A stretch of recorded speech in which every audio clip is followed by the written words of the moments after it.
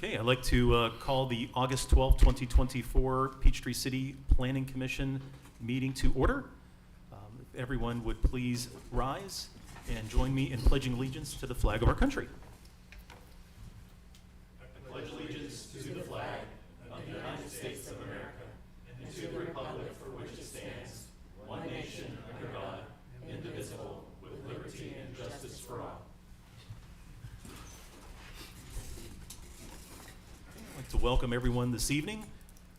We have some interesting items for our workshop at the end of the meeting, and hopefully you will stick around if you're able to see some things that we're going to be going over. Like to welcome again everyone. Like to welcome our council members, Councilman Brown, Councilwoman Brown, and Councilman Holland. Thank you for attending this evening. Any announcements or reports? No, sir. Nothing? Okay, let's go ahead and do the approval of the minutes. Hopefully everyone's had an opportunity to go ahead and look at the minutes for any comments, questions? No? Okay. If not, do we have a motion for approval of the minutes as submitted? So moved. Okay, do we have a second? I second. Okay. We have a motion to approve and a second. All those in favor of approving the minutes as submitted signify by saying aye. Aye. Okay, minutes are approved.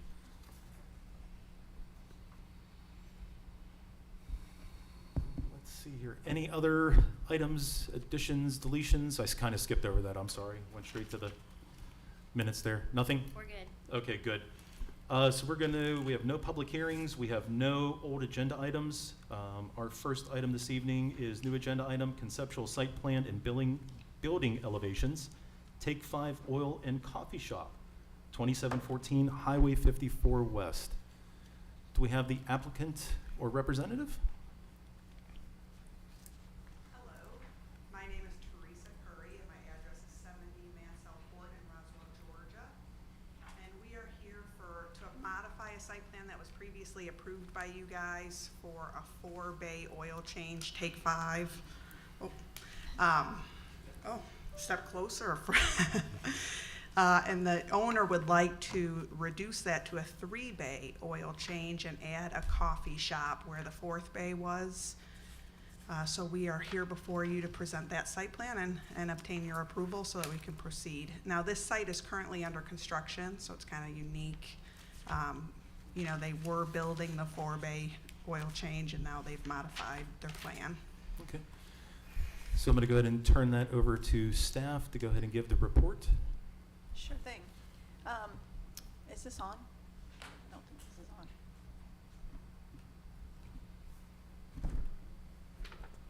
I don't know, can you hear? Oh, there we go. Just get a little closer. So you can see here on the map where this is located.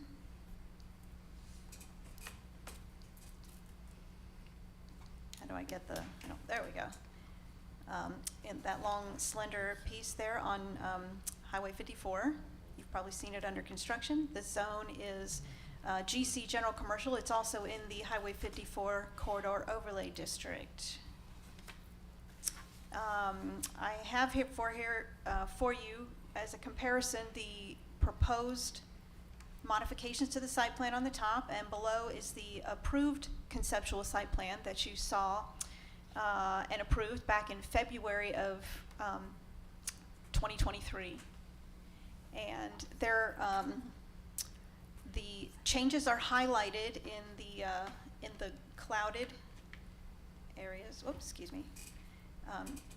You'll see the clouds, and in your packet, I highlighted those for you. So the changes are the extended entry drive, which is here, went from this shorter drive here to this longer one. The smaller building area, as she mentioned. The building size is relatively the same size except for the shape of the coffee shop, but the bays of the building went down to just 3 for the take 5, and then the coffee shop is taking up the last bay and then is a different shape. And then the drive-through lane has been added for the coffee shop. So the traffic would come in, swing around the back beyond the drive-through lanes for the Take 5 and jump in line for the coffee shop. No changes are proposed for the, as you can see, for the placement of the building or the general location of the parking. There is a slight increase in the requirement for the parking total. I believe the previous requirement was 9 spaces and the new requirement is 11.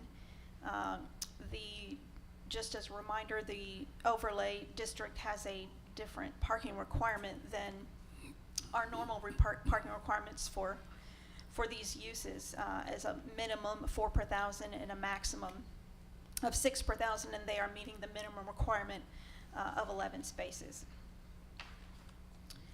And just as also a reminder, the minimum buffer requirement for the overlay district is the 30-foot landscape buffer, and they are not proposing any changes to that buffer right here. So those are the differences.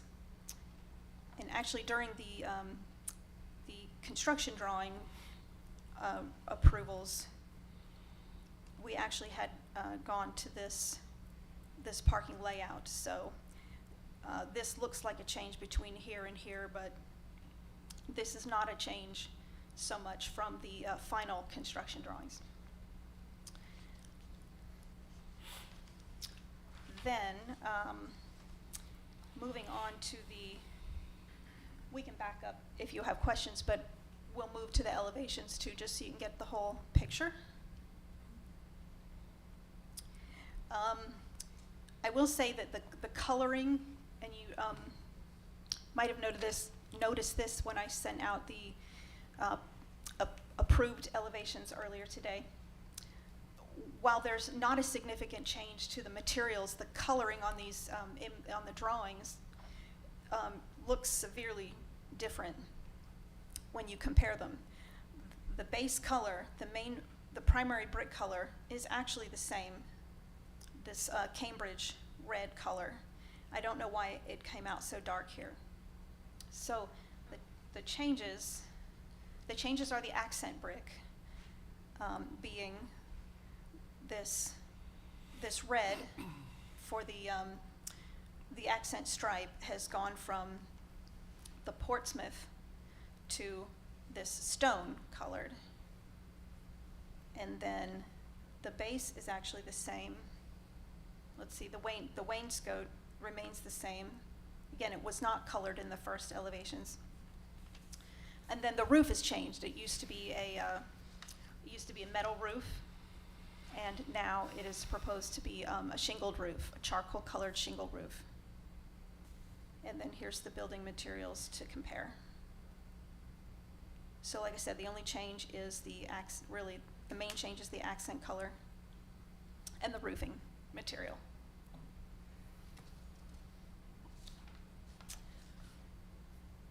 And that's about it. So staff is of the opinion that the modifications still meet the ordinances and recommends approval. Thank you, Laura. If you have any questions or you want us to go back a slide, Sure. happy to. I have an initial question about the bay numbers. Yes. If you can go back to the concept plans. Yes, so that might sound confusing. Yeah, When she's talking about bays, she's not talking about drive-through bays for the oil. She's saying the building actually has 4 Okay. bays. And the 4th bay was not a drive-through bay, it was still part of the Take 5 oil business. And now it's been turned over to another business. Am I correct? Okay. okay. So it's still 3 service bays. 3 service bays, correct. I also had a question. You talked about the parking, the original parking. I Yes. didn't catch the numbers. What was the number of parking space? They previously had 9 spaces Okay, and they've gone from 9 to 11? to 11, correct.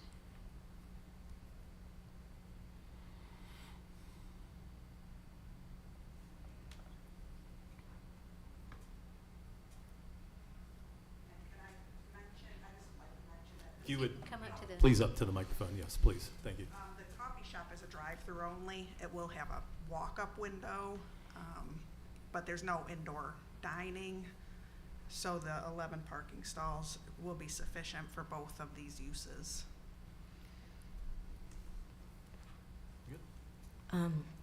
How many people do you plan on employing for the coffee portion of the operation? 8 to 10 8 to 10 total? total. Okay. Is that the same number that you were gonna hire originally? Do you remember? Oh, well, that will be in addition to the Take 5 staff. So they'll be operated by 2 different entities or franchisees. So Take 5 will have their own staff, and then the coffee shop will have their own. So there's 8 to 10 for just the coffee shop Mm-hmm. plus Well, that's not shift times. How many will you have Per during, sh- like, one per shift? shift. Oh, Yeah. yeah, the coffee shop will just have 4 to 5 at their peak shift. And what So they'll about have a day and- shift and and what a about the oil change? Yeah. 6 to 8 at peak, per shift. 5 to 6 per shift. So it sounds like you got more employees than parking. Sounds like it. Well, we'll have 5 and 5, so that'll account for the 10 parking stalls plus the 1 handicapped.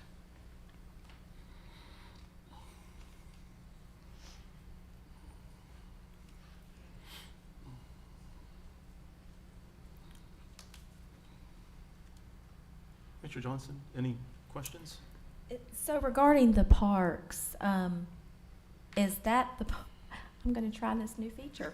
Is this the parking right here? Yeah, there's 9 there. There's 1 behind the coffee shop, and then there's a handicapped yeah. stall in the front. There's one right here, and there's one right here. Oh, okay, I see. And then, so my other question, so coffee shop only, drive-through, so like customers, but the Take 5 is just drive-through as well? That's correct. Yep. So your thought is they get done and then go through for coffee, or they Or go through? or we're just hoping to capture the trips already on the road. So if you want to get your morning coffee, or if you need to get your oil changed, not to say that they're the same customer. Gotcha. Okay. That's all I have for right now. Thank you. Commissioner Hammond? Don't have any questions. Commissioner Chris? I have a question. I have one question for the applicant. Will there be any seating available in the shop, the coffee shop? No. Okay, so there's a walk-up. It looks like there's a door in the elevation, though. Yeah, so you could walk up, so if the Take 5 employee wants to go grab a coffee, he can walk in and order at the counter, but there's no indoor seating. And the walk-up folks will be ordering inside the Yes. coffee shop, but there will be no seating. That's correct. Okay, and I have a question for staff. Is there a requirement for this plot of land to connect to the golf cart paths? So the ordinance says that a multi-use path connection is required if one is identified in the master plan. So there isn't one identified in the master plan, which is why it's not shown here. It's a GDOT right-of-way, so we can't use the right-of-way for the, but what we have required is interparcel connectivity. So if adjacent properties do redevelop in the future, you'd be able to get from, say, the Huddleston Road, there's a railroad there. I don't know how you would get to the path from this property, other than, how would you get to the, It would be very difficult. Yeah. which is probably why it's You not can't. on the Yeah. master plan. You Yeah. can't. Can I No. get this? No. Which There's way no do you connection. Back You to can't the even do it. actual, there, yeah. Yeah, it's not possible. Okay. I have some comments, but I'll save those. And I just have one question. Do you have any similar setups at any of the other Take 5 locations in the area? We just built in Fayetteville a Take 5 and a Dunkin', Mhm. but they're separated by the Dunkin' drive-through lane, so they're not conjoined, but they're on the same parcel. Is this gonna be your first? So this will be the first Co-joined? co-joined, yes. Okay. And do you already have a proprietor for the coffee shop? No, I know that they're talking to Caribou.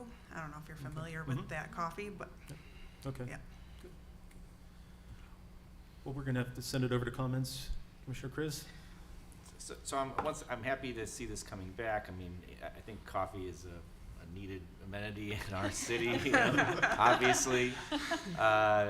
You know, the one thing I don't love about this new site plan is the number of crossings we see in the, you know, all over the place there. I mean, you've got a crossing going up from those 9 spaces, you got one going across, you got one going across to the handicap spot, and then you got another one going across from down the handicap spot to the walk-in.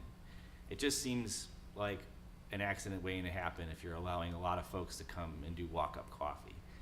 I don't love that aspect of it. I do like the idea of having another coffee shop in town, but I just wish there weren't as many crossings. It doesn't seem like you're gonna have a lot of availability for parking anyway for people to do walk-up.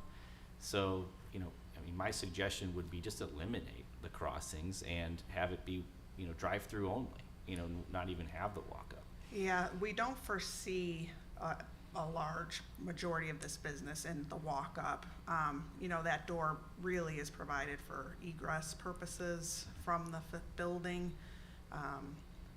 And the majority of the parking is anticipated for staff who will be arriving, you know, before the rush hour so that they can be prepped and ready to go to hit that rush hour traffic. I don't know if we can even restrict not having a walk-up coffee shop, Well, but they're gonna be required to have that door for emergency egress. anyway, okay. Yeah. So they can't get rid of it. Yeah, okay. Well then, I have no further comments. Commissioner Hammer? Yeah, I think, what can be heard. I think this is really interesting in terms of this change. I love to see, like Commissioner Chris said, more coffee in the city. And you know, this is really unique in terms of bringing additional jobs into the city as well. It's as a concept, it's great. I really like it a lot. Like some of the questions were echoing earlier, you know, the parking is still a concern that I have on it. Again, you know, it looks like, I mean, it meets the requirements, but it looks like, you know, you're still squeezing in spots where you can in order to make this work. I know we're out of the question part, but like, were there any other kind of ideas for the parking that were made and this is the best that you came up with, or what were your thoughts on that? Yeah, and I'm sure you probably don't remember because you see so many of these and it's been more than a year, but the original site plan there on the bottom is what we came to you guys with originally.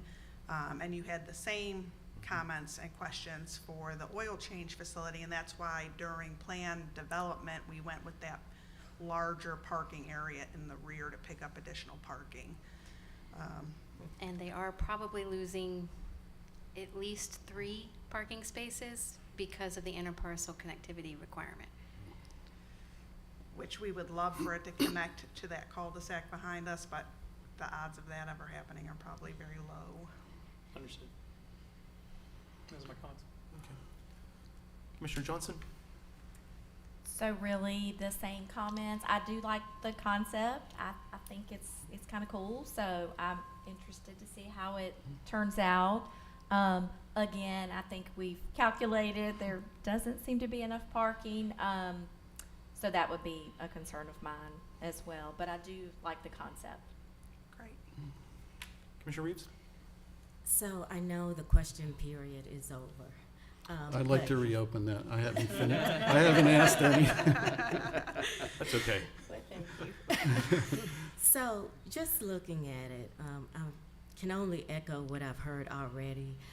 It is very busy. I think the concept is great. We all love coffee. But I guess my question is whether or not there were some sort of traffic analysis or flow analysis or anything like that that took place. Because as you're looking at it, let's say everyone decides they want to go and get their oil changed at 7 a.m. and then half the other population wants coffee at 7 a.m.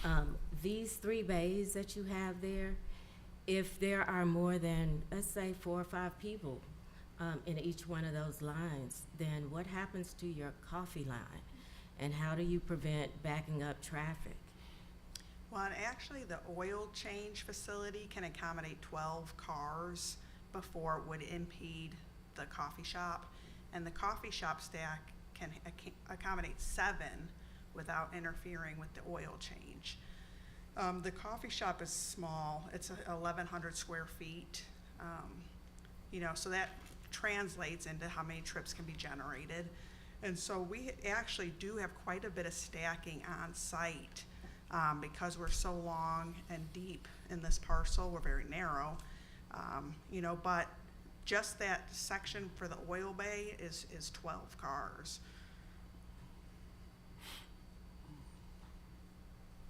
Okay, so it sounds as though you have done some sort of analysis to actually look at that issue. Yes, and we've done numerous take 5, so we know how many cars they can go through in an hour's time or 2 hours time or during peak time. And actually their peak hour is after work, is when people tend to get their oil changed, and the coffee shop, their peak time is the morning when people are getting their coffee on the way to work. So it works well, these 2 uses together. Okay, thank you. Yep. Commissioner Yoda? Thank you. If we can go back to some questioning, Absolutely. maybe staff might be able to answer a few of these questions. It has to do with the connectivity to adjacent properties. The previously approved plan is showing 3 locations, 2 on the west side and 1 on the south side. And the new plan shows only 1 connecting to the south side in the back, which connects to the self-storage facility, which is fenced and gated. So the access to that property is questionable. Okay, Was so, there a reason, maybe the applicant can help us, is there a reason for eliminating the other 2? they didn't actually. Although they're They're going not to. showing it on the new plan. They're not showing it as a curb. They're not curbing, they're curbing it. But we, the city, we own this property. We own this entire half of Okay. the driveway. So at any time, we develop this for future pickleball or at whatever, Right. and we decide to tie into this, we can tie into this at any point. Because of the easement. Correct. Yes. Okay. Because it's our property. Yep. Okay. So on the same line of questioning and as it relates to the parking requirement, I was questioning whether the future access in the back could be removed so that you could get more parking and eliminate that aisle What we back could there. do is, they could stripe it for temporary, but I wouldn't want to ever lose it. I know the likelihood of self-storage being redeveloped is low, but it's not 0. And I would hate for us to ever lose that opportunity to get some connectivity back to Huddleston. Okay. And in all reality, I'm sure that staff will park there. I mean, it's gonna look like a parking stall, two parking stalls, and Okay.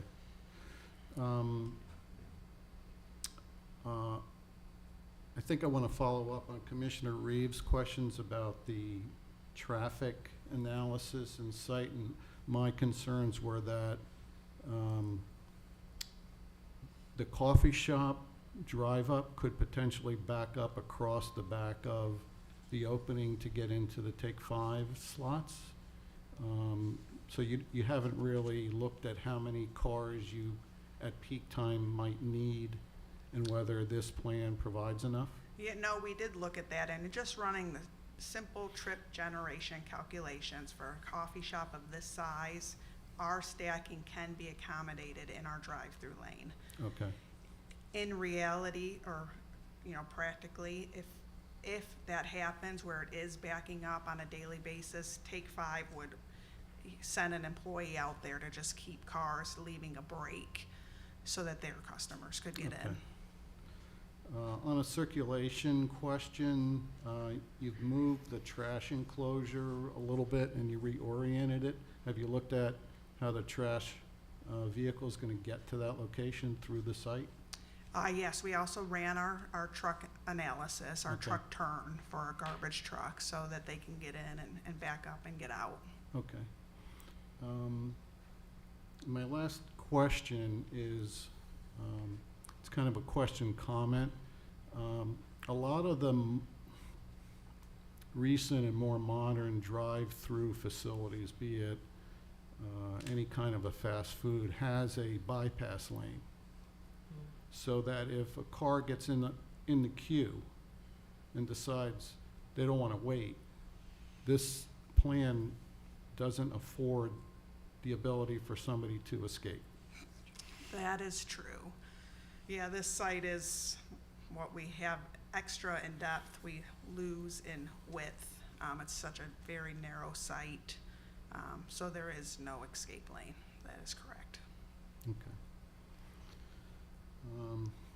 Mr. Chairman, I guess I feel like some of the other commissioners that maybe there's a little bit too much in this plan with the coffee shop addition.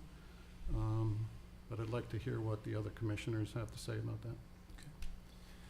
I guess my only comments, and I agree, it's an interesting concept.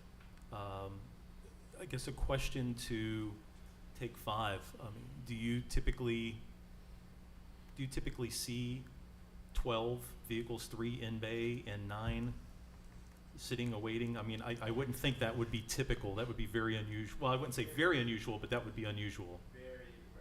Right. Very rare. I would love to have it 9, 10. I agree and I understand, yeah. We have about 5 or 6 other locations in this area. Right. And I've never seen that happen. So we just have it accessible so that somebody does Right. come. And we usually have somebody greet the customer outside. So as far as, any drive-through lane from the coffee shop or oil change, that somebody would guide them and direct and narrow, lower the traffic. Yeah, and I agree. I don't think I would be foreseeing you would have 9 sitting in the No. lineup for coffee also. And I think it's good, like you said, there will be people that come past in the morning, to go ahead and get their oil change. I try to get mine done usually early in the morning. But as you said, from what analysis you've done, majority of the people actually are changing the oil or coming in the afternoon or after work. So you're kind of alleviating that overlap to some degree, which is good. Yeah, very interesting question and comment on kind of the bypass lane. A lot of the older establishments, fast food or whatever, do not have that, but have been adding that where they can. I would hope from a coffee perspective that there wouldn't be a big backup, but I guess it's possible for that. So I guess that's something to consider. Yeah, there is a lot going on, but I think from like I said, from a overlap standpoint, hopefully there's enough of a break between the two that there won't be any issues with that. And I don't know if I would say, and I know Commissioner Kriz mentioned about the walk-ups. I don't know how many walk-ups we would have. There's really not a lot of good access unless you're going to walk from the tennis center up. I'm trying to think, is there even a sidewalk there? There's no sidewalk. I'm trying to think. There's no sidewalk. And unless you come from Huddleston and walk up the hill Right. from the, you're not going to do that. So most likely you're probably not going to have. Not now, but if we do but- the pickleball courts there. Well, yeah. But there is the possibility. But I could see more so if you have somebody getting their oil changed, if they want to partake. Although you're not really going to have them in the bay that long, So We have a 10-minute yeah, frame. yeah. Kind of turn over. They'll be running to get their coffee and back. Yeah, understand. So okay, that's kind Mr. of all the Chairman, I have comments one other Yes. thing. I do. I'm sorry, let me just interrupt for 1 second. Last thing on the parking, I thought that one single space that's directly behind the coffee shop is extremely awkward in terms of a car being parked there and then not being able to get out if somebody's in that queue lane going into the oil change facility. It's like parking at any Chick-fil-A. The drive-through line always blocks the parking. Yeah, and it's for staff, who will be leaving off-peak. You know, and we have room to put more parking there, you know, if we could add 2 more spaces. It's just we're limited on green space. So we wanted to dress it up a little bit, but, you know, obviously if parking is a huge concern, we could add 2 more spaces there. My only comments are, it's a new plan, and I'm trying to think of things to make it the best plan it can be and not have, you know, built-in problems. So, Commissioner Reeves? yes, thanks. I think I have one question for staff. Let's just play devil's advocate and we approve this. And then maybe 5 years from now, we see that it is an issue because we have a stack-up problem. What mechanisms, or is there anything in place that the city would be able to do? So there's no ordinance that requires the bypass lane. Okay. I mean, this plan meets all of our ordinance requirements. If we have, the only time we have any leverage, and it's not even ours, is if it starts to back up into the GDOT right of way. And then GDOT reaches out to us and says, well, actually, I think they reach out to the property owner, because it's private property, and tell them that they've got a problem to solve. You know, we don't have too many. I know in other jurisdictions, and I hate to, but there are certain, the Lord's Chicken stores that have very significant traffic buildup, and they end up having to relocate.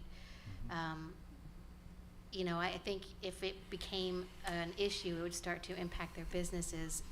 The property owner is really going to be the one motivated to consider, you know, instead of turning it here, having people go straight Right. and turn it and start to do some kind of creative uses of their property in many ways that we've seen them do at Chick-fil-A.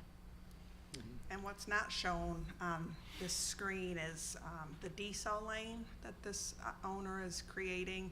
The number of trips didn't justify a decel lane, but because this is such a high-speed, heavily trafficked road, the owner wanted to create a space for his customers to be able to pull off and slow down and make that right turn. So he's constructing it a decel lane that goes, you know, a couple hundred feet to the north. And I think if you look at it from just a line setup, I mean, you have coming to that area, you have the gas station, and I'm just thinking from a coffee standpoint, you know, you have, then after that you have Chick-fil-A, then you will have this. So I mean, there's multiple Yeah, there's multiple Starbucks, locations. too. Yeah, but I'm just down from this itself. So I'm just kind of thinking from a stacking sort of thing. I mean, there's going to be multiple options for people no matter what goes in there to go ahead and go to other locations Yeah, if right they in line see a if they have to. queue, yeah. So, yeah. Okay. Any other comments, questions? I have a couple questions. So, will there be food of any kind served, or is it just coffee? Just coffee. Okay. And then when you're talking about, now it's made me start thinking, so people coming from this way will come in and get in line like that? Yes. And then what about people coming from the other direction? Where do they go in? It's a median, so they're only capturing trips coming south. Okay, oh, okay, I see. And then what is this right here? This little box right there? I don't know anymore.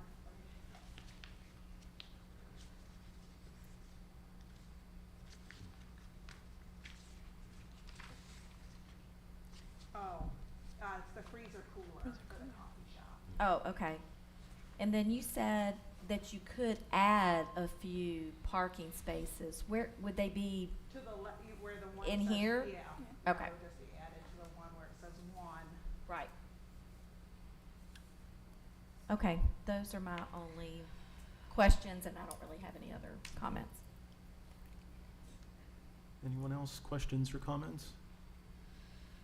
Only other comment is to, on whatever transpires here tonight, the final plan should have a signed and sealed engineer's certificate information on it. The old plan did, this does not. So Oh, it's, you can't tell who prepared the plan. okay, it was myself. I'm the registered engineer. I probably chopped it off for the presentation, sorry. Well, no, I mean Oh, is the full one in the, oh, yeah, that's right. in the packet. That's all. It's just a technical thing, It's a requirement for the construction drawing, yeah. and the concept plan, Oh, Sure. For the concept plan? yes.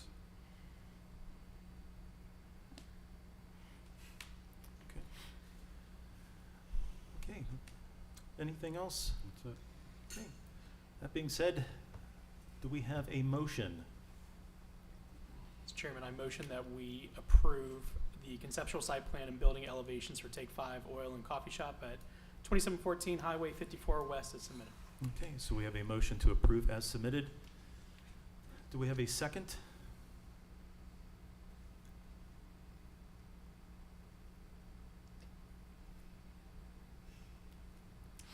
Do we have any comments or questions to the motion?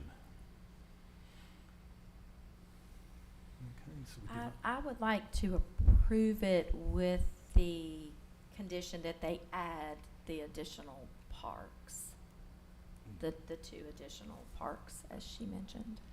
Okay. Any comments related to that? Is that something we would like added as part of the motion?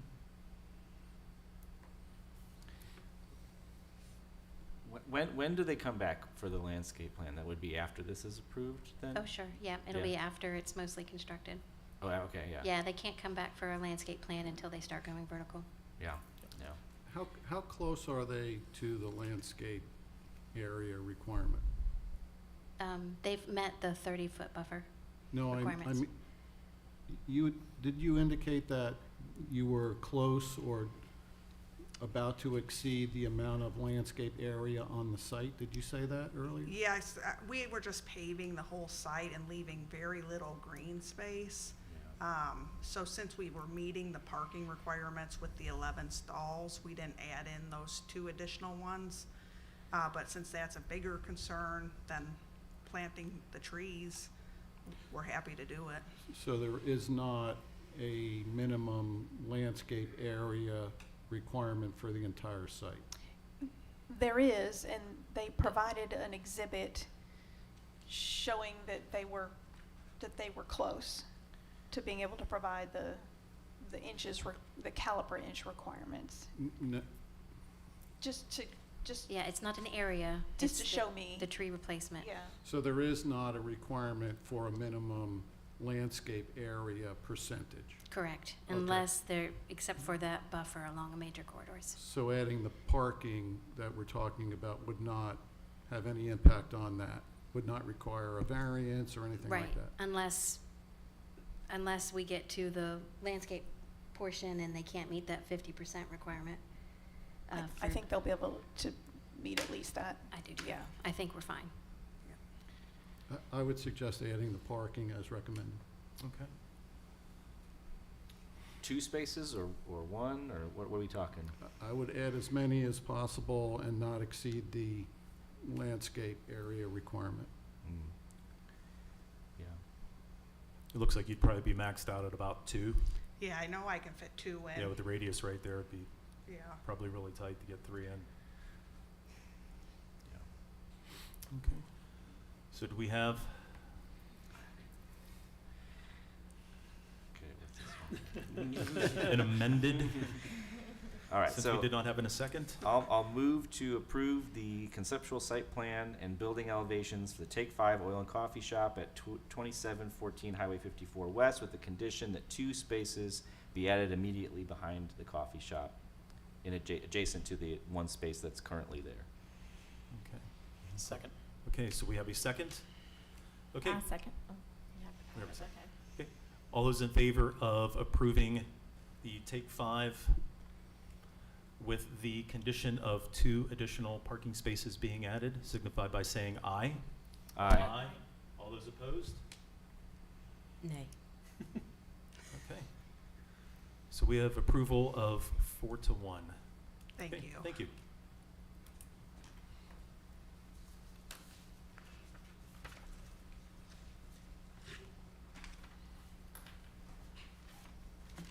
Okay, next we have the landscape plan for Gersheimer, 650 Highway 74 South.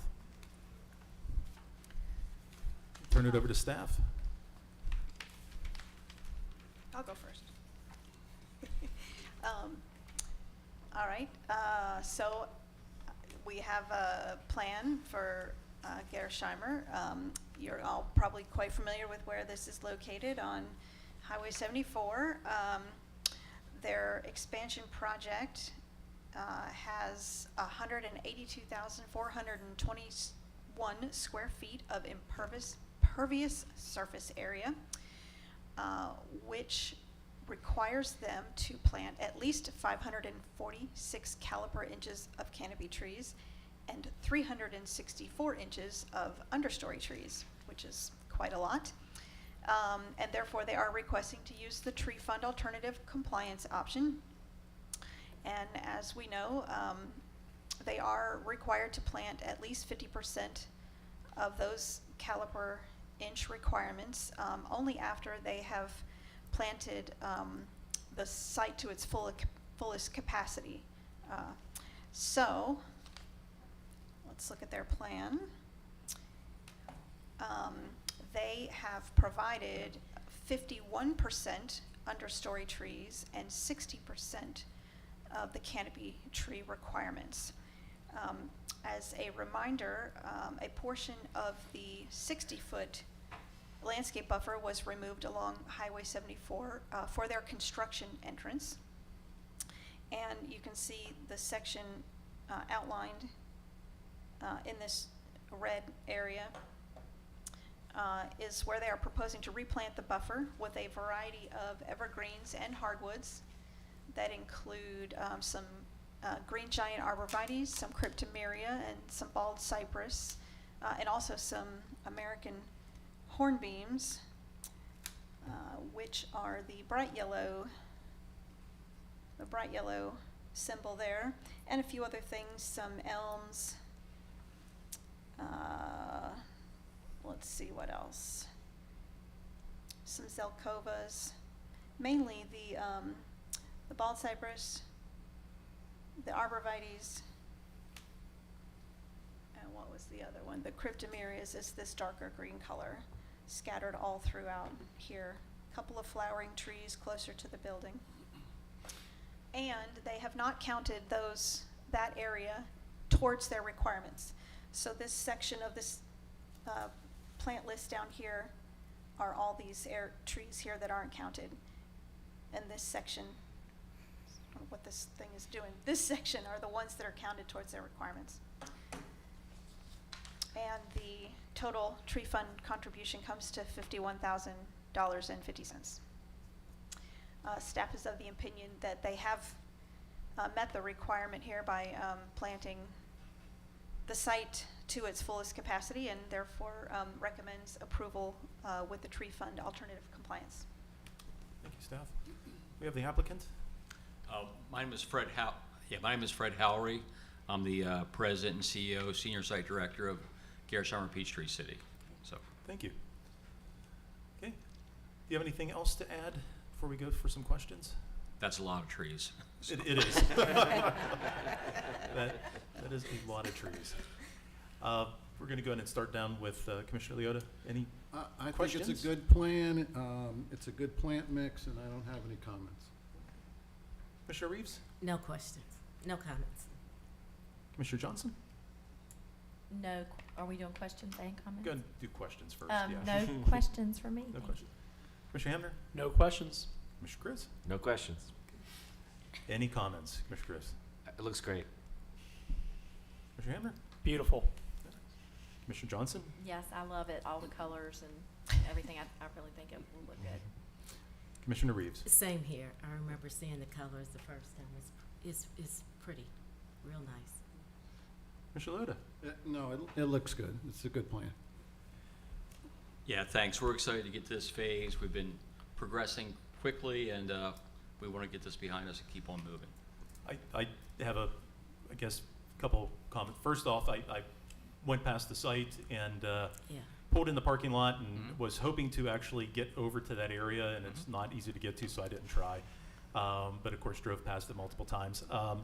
One of the things, of course, you're meeting everything, but in the area that's to the left of the new plantings where you removed it for the building, I can't tell exactly because I see the colors, but they all start blending together after a while, and but it's wonderful. What type of evergreens? I mean, not type, but quantity in there. Because I'm just thinking we are putting quite a bit in there. Is there an opportunity, or do we need to go and add anything additional from an evergreen standpoint to that buffer that's further along to the left of? Is this the area, I know Laura worked with the landscape architect Yeah. back and forth multiple times to get this to where she was happy with it, having a good blend of Okay. evergreen. Do you want to speak to that, Laura? I was most concerned about, I had noticed in a street view from 74 earlier, say in the winter, in February, that their buffer area is mostly hardwoods and less evergreen than some of the other areas along 74. So it's, you can see through quite a bit in the winter. So I was mostly concerned really about just the area sort of right in here. So I think they've done a good job, you know, especially right here where they're replanting, and then sort of right here. I will say I was running out of colors, so some of the hardwoods are green. Usually I try to just make the evergreens green and give you some fall colors on the hardwoods, but all these right here, not these two with the really heavy black dark outlines, but these are all evergreens right here. And like I said, all this stuff except for the bright yellows are some hardwoods, which I think you need a good mix in the buffer. And then these two these also right at the edge are evergreens. And I think as we spread out here, there's a few less and some more hardwoods. But let's see. So if where you have the red circles or the red outline, that's a lower elevation, a lower berm. And as you go further to the left, there's actually a higher berm there and a parking lot. So there actually is nothing to see now. So as you drive up there, directly above that where you're referencing, there's parking lot and low elevation. It's probably This is a very steep hill right here. correct. It's probably 20 feet below from the road. You won't even see the cars there now because of the berm. The trees are just added visuals. It's not really blocking anything. That's why I was most concerned, sort of right here where the And- where the building was behind the. Yes, and where you have the red dotted line, that's the lowest elevation where you can actually see. By having evergreens in there, that is a good facade to block that view. And then it's they- not a bad view anyway. Yeah. But And then they have quite a few, they have quite a few trees in here. They're not evergreens, but they will have Mhm. leaves and color and stuff. And that was my only, as I went past several times, I did see, like Laura had mentioned, there were some areas where it looked like mostly hardwoods. Yep. And if there's an opportunity, as always, to add some evergreen in there, especially in the fall and winter months, that would be great. And I guess my only other comment, and not to take away from all the work that you're doing, because it's gonna look great.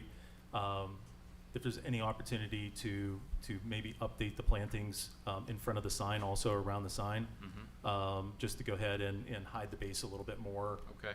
update it. I think it would really just be striking where it ties into everything, just make it even look better. We're We could always do that. going for the visual. That's a great observation. Thanks. Sure. And it's part of the contract. Is, okay. It's Yeah. part that we had plants there, but we planted them in the summertime last year. They all died. But part of that is also to put those back. Okay, perfect. I appreciate that. Thank you. That's everything that I have. I think it's gonna look great, Okay, so thank you. thanks. Okay. Any other comments, questions? Okay, so do we have a motion from the commissioners? I motion that we approve the landscape plan for 650 Highway 74 South as submitted. Second. Okay, we have a motion for approval and a second. All those in favor of approval signify by saying aye. Aye. All those opposed? Okay. It is approved. Thank you very much. I don't think we can do 2 clickers. Oh, there you go. There we go. Okay, so now we have workshop. Going to start with the zoning text amendment, the administrative variance ordinance that we have discussed a couple times. That's right. Uh, I think if you remember from last meeting, we went through it detail by detail, and you asked that a draft be sent to you, and we sent that out, I think, around the 5th or the 7th or something like that. I do have hard copies if you still need that. But just a quick summary of what was changed and not changed. We did add the residential use requirement for all types of the variances except for the parking reduction one. We did remove the written consent from adjacent properties for those that it was required, but we added at the end all administrative variances will now get a mailing notice by the city of adjacent properties that will include information on the request, information on the public meeting date and time, and also how to submit an objection should they have one. For the rear setback administrative variance, we decreased it from 50% to a maximum of 10%. And we added the language that there should be no other possible location on the property so that it matches the variance type next to publicly owned property. And for that publicly owned property, we also reduced the maximum decrease from 25% to 10%. And we added some clarified language to make sure that nobody ever confuses that the rights of way are considered an appropriate property line to reduce a setback next to. In order to comply with the state law, we have added a notification requirement via a reference to that state law, should it ever change in the future. But right now, it is written to be a 30-day notification. And we did not change giving the planning director authority to approve up to a 1-foot variance. In this ordinance, we were going to speak with the city attorney about that possibly being an authority written in somewhere else in the ordinance and not considered a variance, so that it is only something that can be done during an active building project, not pre-approving it. This does not, by not adding this, we still have that existing encroachment variance type in there. So if it's not created by the current property owner, they can still come in. So this does not remove any of that ability from our property owners. I think we had some comments came in through the planning commission, but if you wanted to discuss them tonight, I won't put words into your mouth. Going to go ahead and Commissioner Leota, I know that you had some thoughts. Yeah, I did. Thank you. Start with you. Really just kind of some wordsmithing things. In section 1B, instead of using the word possible, I think feasible might be a better reasoning behind this, because it could be possible, but it might really cost a lot of money to do something. So it's really a feasible thing, Okay. I think. And then I would add the word at where it says proposed structure without encroaching into the minimum zoning setback, just for clarity purposes. Okay. Instead of established, it's minimum. Yeah, I would use the word minimum there. Then I like to see the ordinances be as clear as possible and not be ambiguous or subject to interpretation, that kind of a thing. You'd want those changes both in B and C then? I would like- And yeah. C, the Yeah. same thing there, yep. Duplicate. And if I remember correctly, we decided that side setback encroachments were not on the table in this. Is that correct? Okay. And then on D, where we talked about the parking decrease for the commercial properties, it doesn't say commercial, but I think it probably should, just to be clear. I know maybe, Well, it could be it could be multifamily. okay. So, we don't have to specify for that, I okay.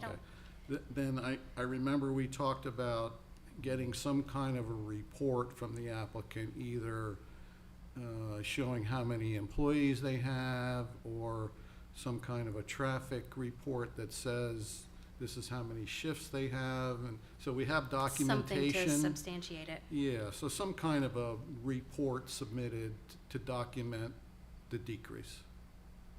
Okay, so what I would do, if we want to add it to an ordinance, I don't want it to be overly specific. So maybe what it should say is to include substantiating evidence, something along that line, so that if it is either a traffic study or a parking report, or it's one of those, that they have those options without limiting. Substantiating data. Yeah, okay.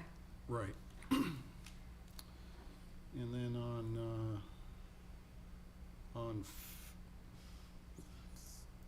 item number 5, the Administrative Variance Committee shall act. You included in here about the notification. Mhm.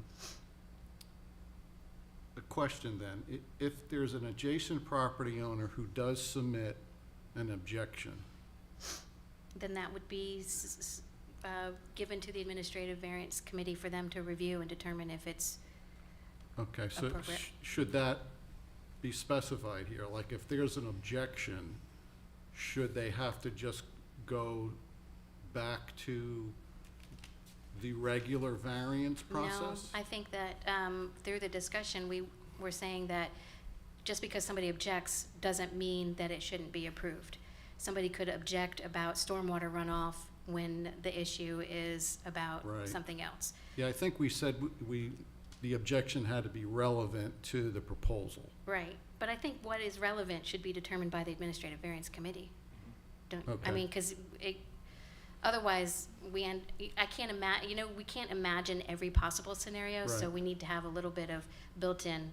So then I think it should say, if there's an objection, the committee shall determine whether the objection is relevant, and if it is relevant, then they have to go back to the regular variance procedure. I disagree that they need to go back. I think that the 3 folks on that committee should have the ability to determine whether or not that kind of weighs into the balance. Right, and if they determine that Yeah, they can it determine. does, then Yeah, then they the have to go ordinance back. should say, well, if that occurs and they deny it, Well, and that's what number 6 says. That's what I was gonna say. I think Okay, 3 drives you okay. to 6. okay. Mhm. I'm just trying to Yeah. Yeah. make things as clear as possible, because this is something that is not going through the commissions, not going through the council.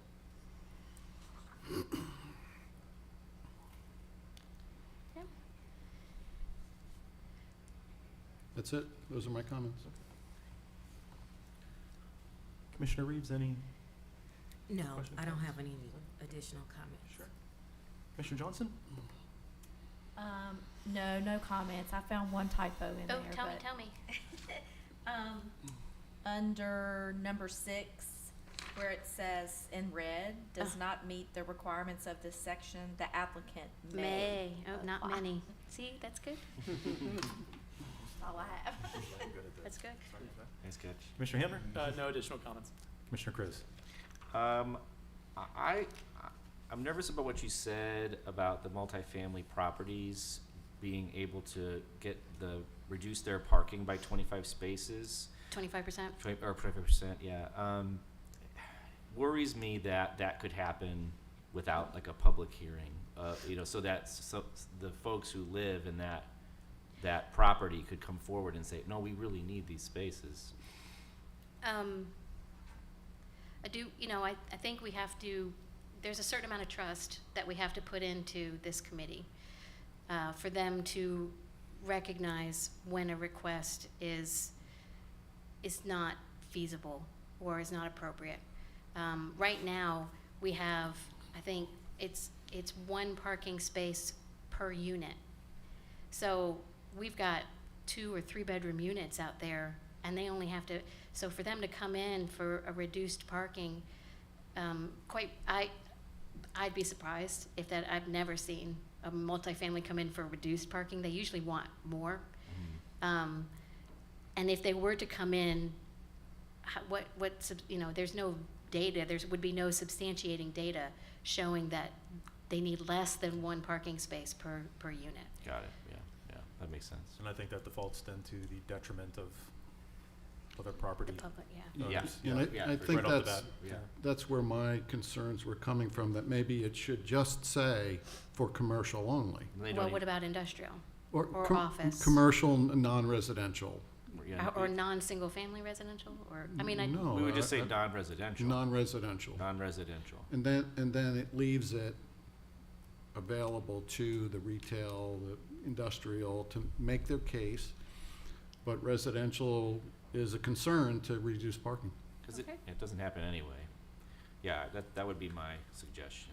okay. And then the second issue that I wanted to bring up was, I know that we said that we're gonna have the city mail out the informational stuff for Mhm. all of these. Mhm. Is that really necessary in the parking lot context where they're reducing it by 25%? The only reason that a neighboring commercial neighbor would want that extra parking was for their own use, not for the use of, right? Well, it is easier for staff to do the same thing for everybody. Okay. And we have to have a 30-day notice period anyway. So it, I think it's good coverage and just good standard practice, Yeah. And I understand what you're saying, but it is probably easier just to and handle it it all. doesn't hurt. It doesn't hurt if an adjacent neighbor says, hey, they have a parking problem already. Mm. They're expanding. Right. And Yeah. you're gonna let them reduce, and they've been bugging us and using our parking. Yeah, I'd love yeah, to yeah. know if that's an issue. That's true. Okay, Okay. fair enough. No more comments. Good point. And I just agree with everyone. I also want to thank staff for putting this together, I providing think y'all all the did a information. fantastic job. I really liked this process Yeah. that we went through, where, it was sort of grounds up, and we just kind of walked through it, and everybody talked about it, and I really appreciate the conversation that you all had, because this is really your work, and I want to echo that. Thank you. So, with that, do we need anything in particular other than Well, it would be Make the great changes if and- you have a vote to recommend Okay. approval as submitted, and we'll take this to City Council for a public hearing. so, Or With- approval with amendments. with the amendments. changes? Mhm. Yep, with the changes. Move to approve the draft revisions to the administrative variance ordinance with the changes as discussed today. Second? Second. Okay. All those in favor signify by saying aye. Aye. Aye. Again, thank you very much, and we'll send this over to council. Thank you very much. Now the next Okay. exciting thing. Can we switch to the PowerPoints? So, again, as I said, we have a couple interesting items, and that was the first one. The second one is something that had been started, and I don't even know when, last year, that the original, and I'm just gonna call it the UDO, was brought forward. I think some folks were involved very early on. I know some folks wanted to get involved, and unfortunately, the UDO was, I want to say, canceled, set aside, whatever that may be. But as we've gone forward, at least from last year throughout this year, we've had conversations, we've seen things come up, and one of the things that I started thinking about is that, do we have everything that we need? Do what we currently have, does it cover what we need? Or do we need to go back and start taking a look and saying, do we need what might be called a UDO? Do we need extra or additional overlays as we see in different areas of the city? Or do we need combinations of everything? And Commissioner Hamner and I, we kind of had a couple conversations along the way, as well as some of the other commissioners. And really over the past, well, month and a half or so, have really had an opportunity to put pen to paper and put something together. So I'm going to turn it over to Commissioner Hamner. He has done a considerable amount of work on this. We've had a couple conversations, but I'd like him to go ahead and present what we currently have. Appreciate it. All right. So just to set expectations for the conversation that we're about to have, know that this is very much a work in progress. Some slides don't have any content yet on this, and know that Scott and I were not married to these ideas or content. We're very open to feedback. The idea is that this is going to be pretty conversational. Kind of view this as a baseline for some of the things that we could do and some of the conversations that we could have with City Council, even though they're hearing us out right now, but that's okay. So with that in mind, just know that, again, work in progress. This is a conversation. So I want to set expectations in terms of some of the things that we're going to cover on this. So here's our agenda right now. I'm going to start by just talking about the current state of development regulations within Peachtree City. Then we're going to talk about some opportunities for improvement based on what is currently in the development regulations. Then this is set up for two solutions to help with the opportunities of improvement. Solution number one, we're going to talk about adopting a unified development ordinance. And then solution number two is creating additional overlay districts for the village centers. And then we'll wrap up and talk about next steps from there. Any questions on the agenda so far? Beautiful. Okay, let's get to it. Let's talk about the current state of development regulations within the city. So currently we have two significant ordinances to manage development across the city. And this is from the Code of Ordinances. This is Appendix A and Appendix B. So there's the zoning ordinance and the land development ordinance on this. Zoning ordinance talks a lot about the zoning districts that we have, residential, commercial, industrial, all that good stuff. What's permitted to be used within these areas, development standards, parking and signage requirements within these areas, landscaping, and then special provisions related to specific areas or types of developments within this. Also, again, the land development ordinance covers different things, but it's also has a lot of similarities with the zoning ordinance that we currently have right now. The land development ordinance is much more about development procedures, subdivision regulations such as lot sizes, street layouts, etc.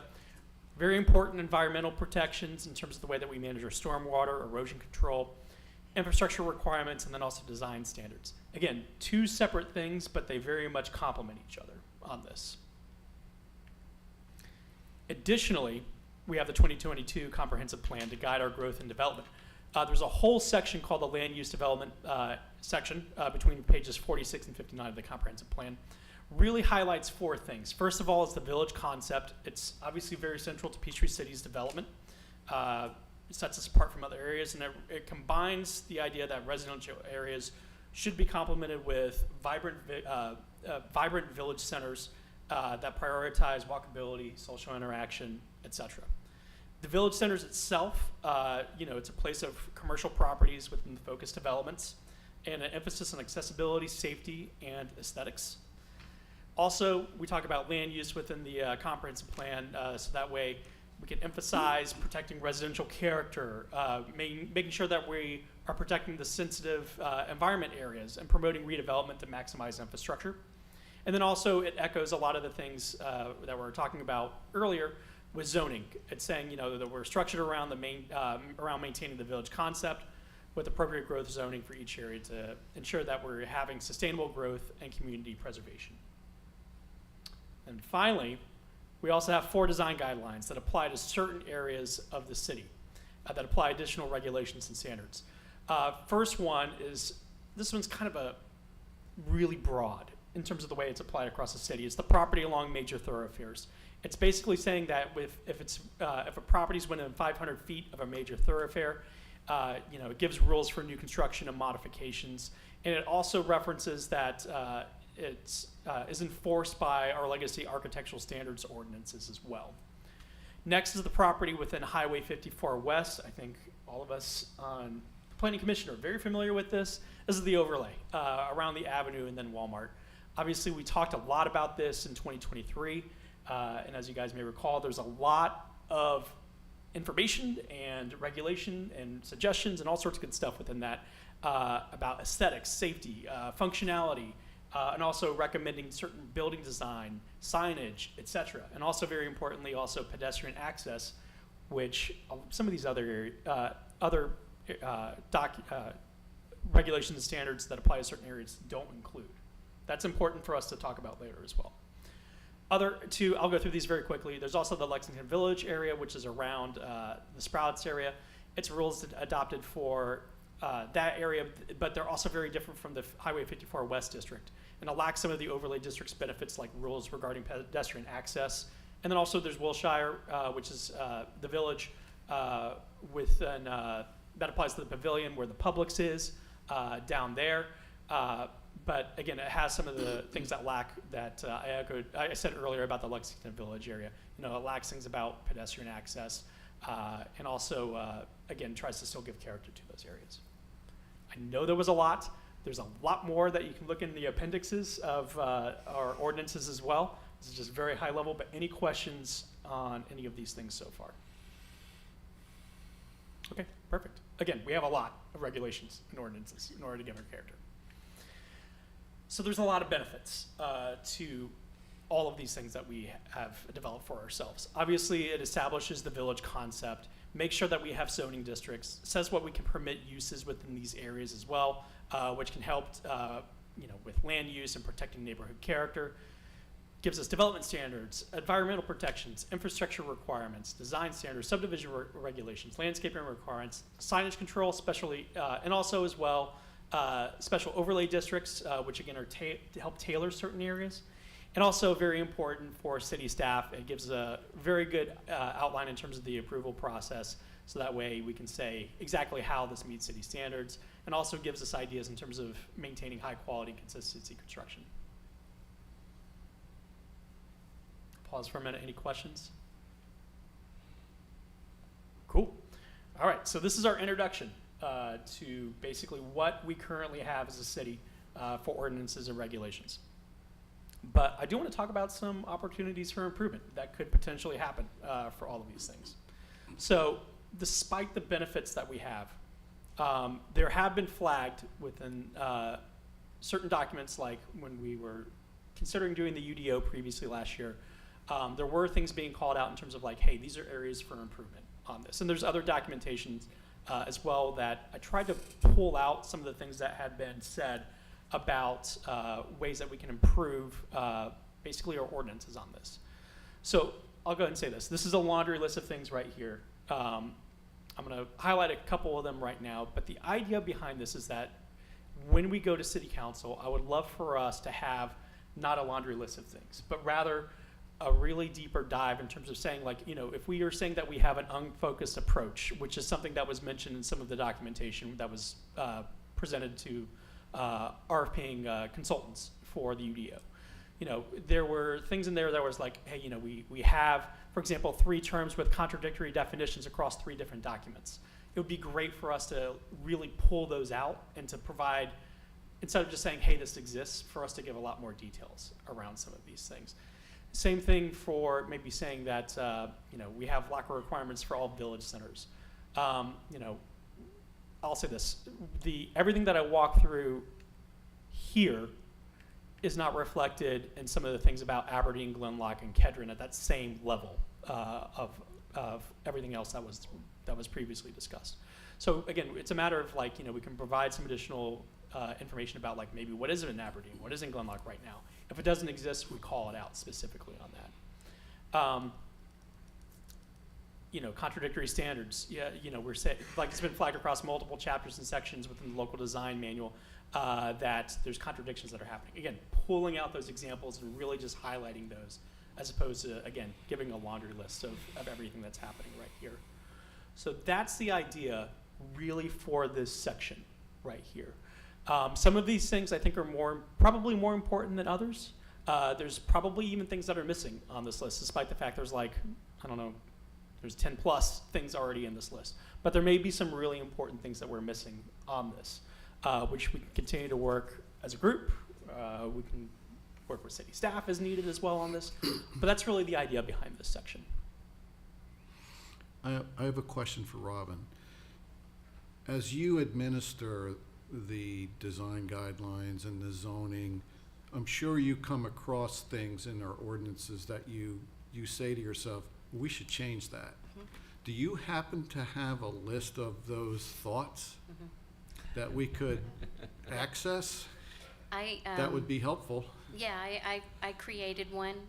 When I became the director and Laura took over, I have less direct access to plan review to catch those things.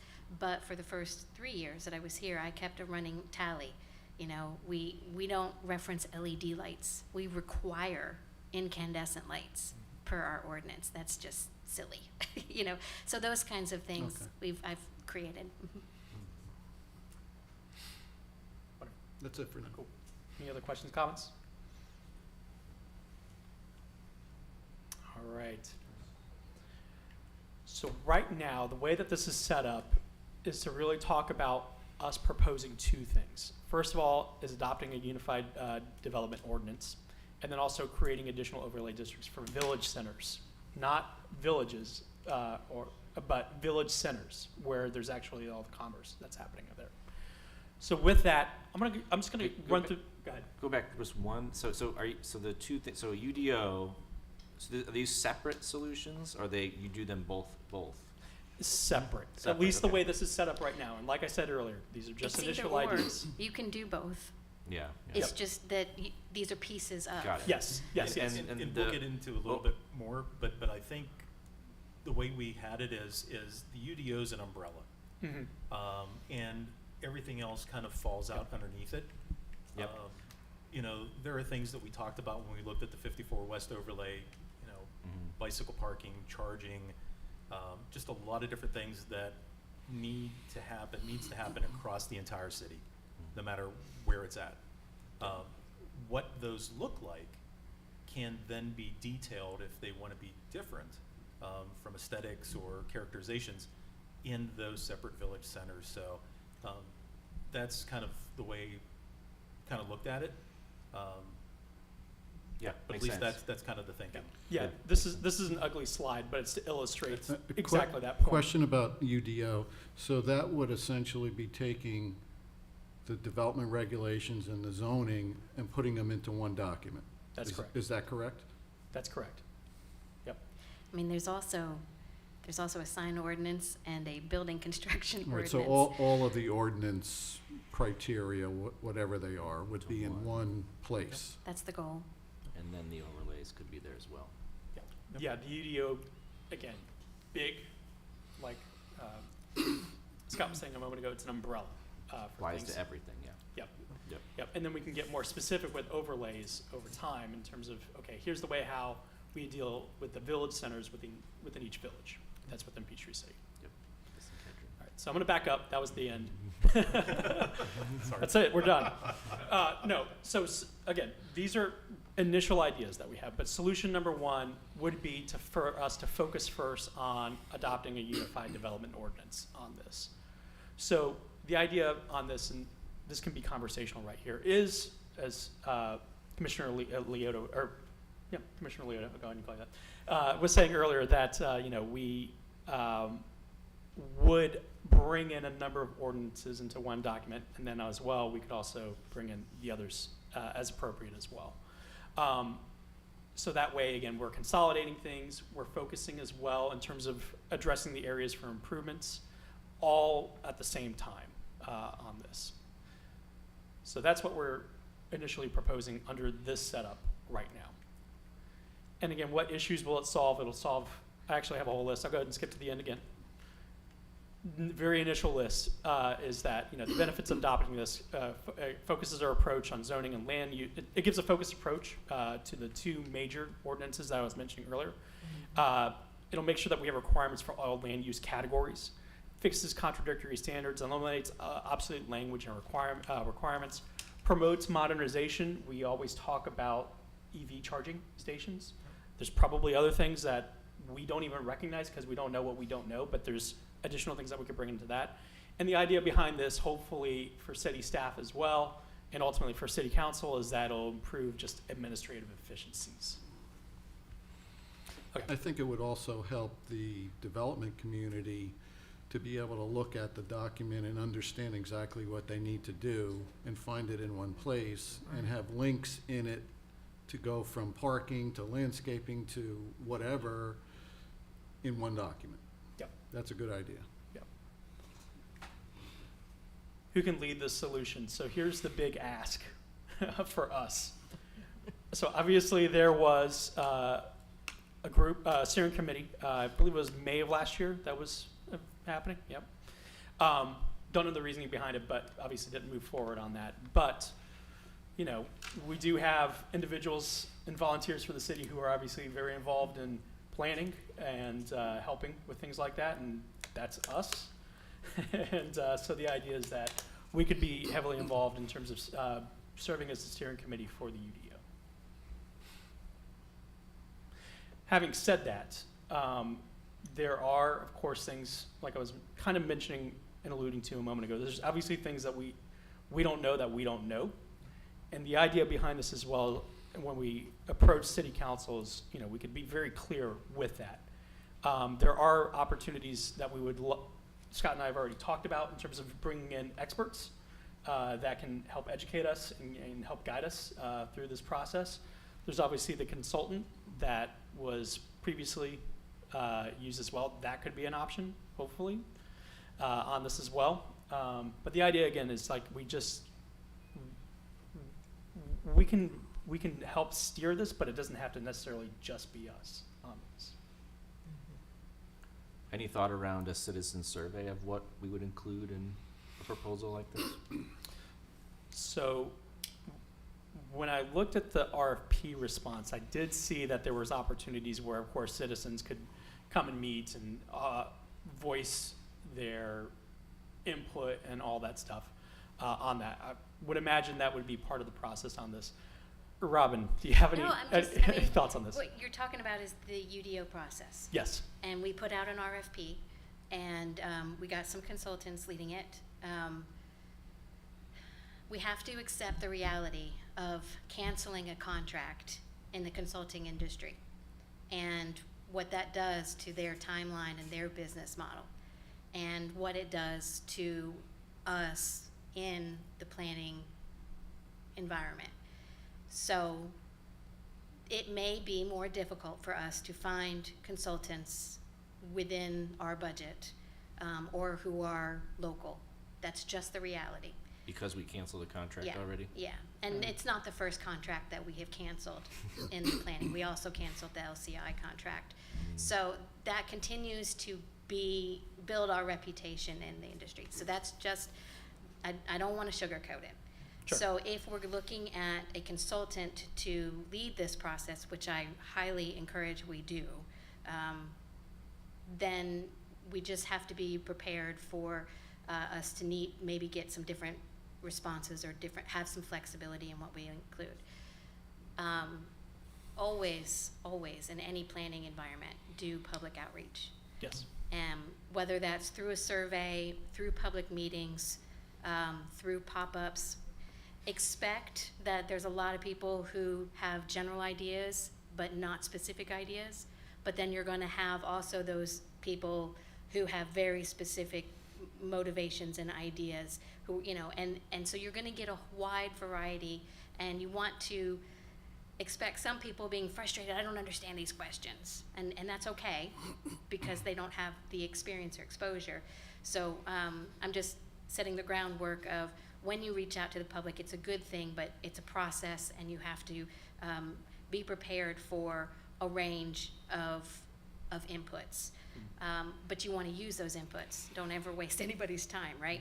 So so then you take those inputs, and then you take your input, and you take, I think we should have, they should do interviews with the development community. I mean, the people, you know, engineers, local engineering firms, local developers, local property owners, get interviews with them as well as staff, And that's when you get together kind of an array of, here's what we found, here's our issues, how do we tackle it?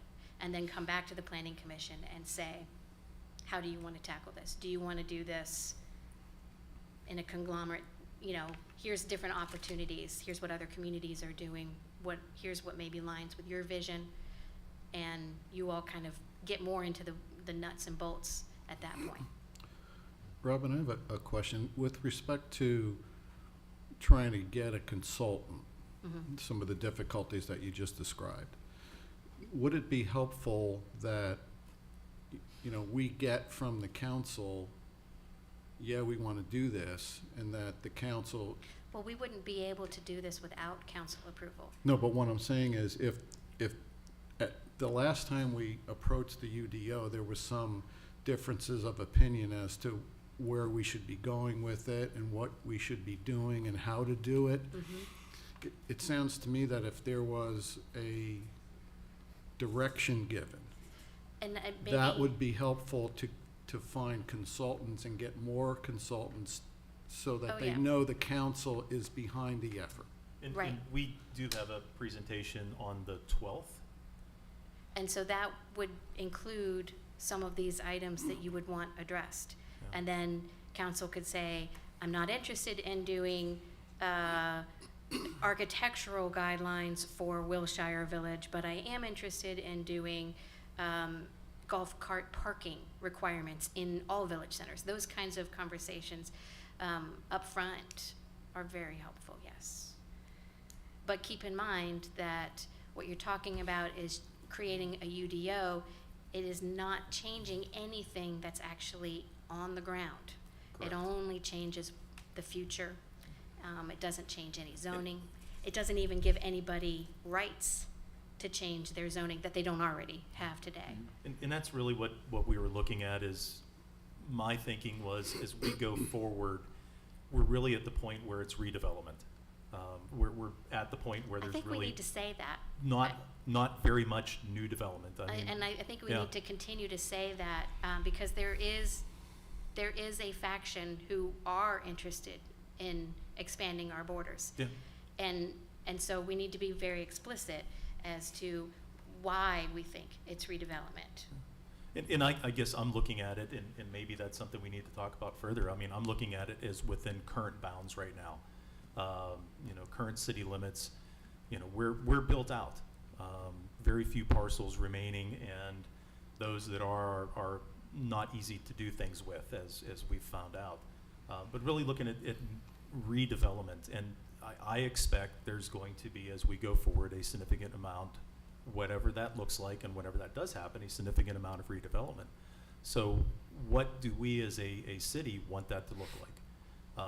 And one of the kind of discussions we had is that we have the villages, and I'm in Kedron, and I look at, and I was actually talking to Councilman Holland about it, and I said, when I look at it, what does Kedron Village provide to me that's special, that maybe other villages don't? And I said, well, we have the shopping. Okay, we have the shopping. We have that at other village centers.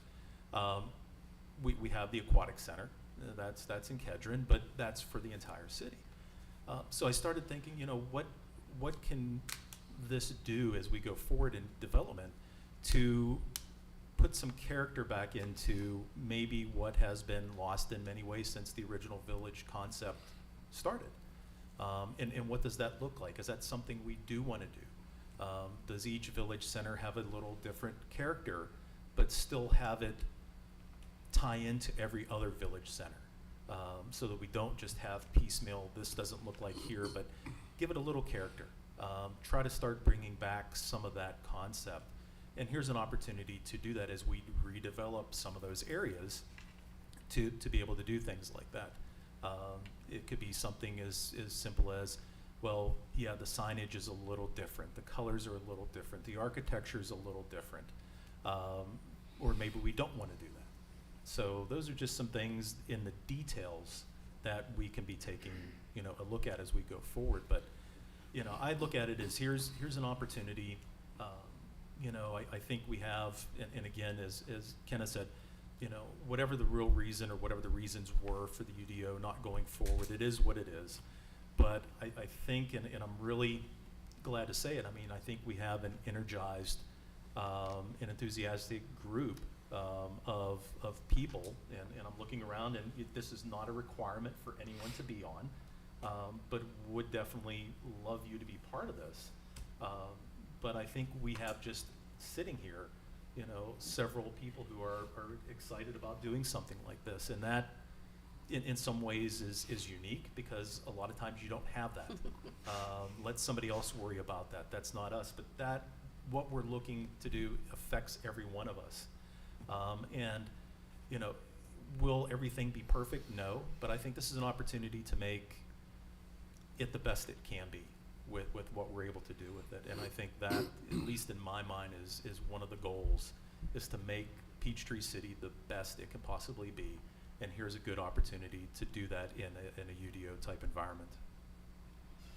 So. Do we happen to know, and I haven't read it in a while, does the most recent comprehensive plan cover some of those items in terms of recommendations in that document? Not at a specific level. Mm-hmm. No, Okay. Like that. it's a guide, but it does. Right, Yeah. and that's where we need to start. That's the guide document, everything else has to kind of fall under that big umbrella. And I think your PowerPoint kind of makes that, is the guide from the comp plan is these village centers. Right. Okay, what can Right. we do in our ordinance that identifies these as unique village centers? Is it, we require wider sidewalks, we require, that, we actually require golf cart parking, we require, I don't know, you know, central plazas, I don't know what it could be, but it's something along that lines, and that's, I think, what your next solution was, instead of the overarching. Right, exactly. Like Commissioner Rittenauer was saying a moment ago, like, now we can go, once we have the umbrella made, where we have things like bike racks settled and EV charging stations, all that stuff, then we can go in to the individual areas and then say, hey, you know, we want Kedron to have this sort of character associated with it, these specific regulations associated with it. Very similar to what we did on 54 West. And that's the idea behind that. And we could make, in conjunction with obviously City Council and city staff, you know, a way that we can give each area its own character, or not. You know, we actually, this is just an opportunity for us to, again, fill in those gaps, because like I was showing earlier, you know, there's one very comprehensive overlay district that we collectively helped make in 2023, and then there's kind of two guides for two other village centers, and then there's the thoroughfare area. This is our opportunity where we can go in and do additional planning for these other village centers. And unfortunately, there were parts as we were working on the Highway 54 West overlay that we talked about incorporating. I mean, it was bicycle parking and storage. It was different things like that.